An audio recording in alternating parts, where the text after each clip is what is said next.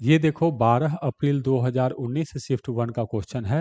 A shell is fired from a fixed artillery gun with an initial speed u।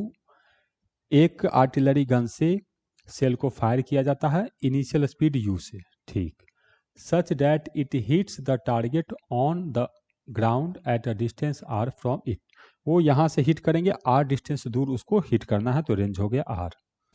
If T1 and T2 are the values of the time taken by it to hit the target in two possible ways। हाँ, ये हम जानते हैं कि यहाँ से अगर मैं सेल को फायर कर रहा हूँ तो यहाँ पहुँचाने का दो तरीका है।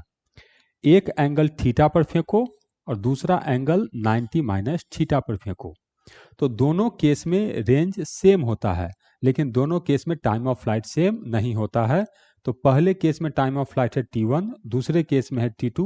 तो हमसे पूछ रहा है T1 इंटू T2 क्या होगा, बताओ।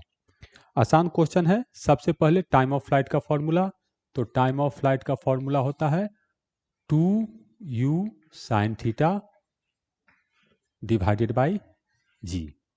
तो पहला टाइम लिखेंगे तो पहला टाइम हो जाएगा T1 equal to 2u sine theta divided by g। Angle है थीटा, इनिशियल स्पीड u। दूसरा टाइम लिखेंगे T2, तो ये होगा 2u sine 90 degree minus theta divided by g। और sine 90 minus theta cos theta के बराबर होता है, तो ये हो जाएगा 2u cos theta divided by g। हमसे T1 इंटू T2 पूछ रहा है, इसका मतलब ये चीज़ हमको चाहिए T1 इंटू T2।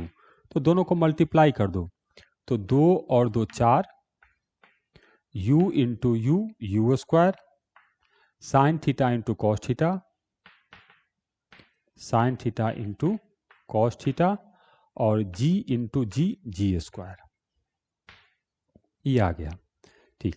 अब इसको मैं सिंपल कर सकता हूँ, इसको मैं ऐसे लिख सकता हूँ, देखो 2u स्क्वायर बाई जी, नहीं 2 बाई जी ही बस कॉमन लो, इतना।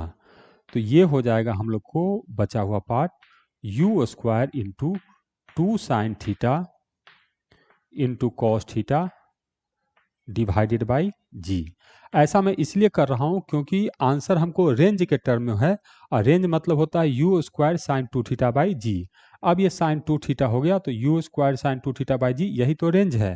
तो ये आ गया हम लोग को 2r डिवाइडेड बाई जी।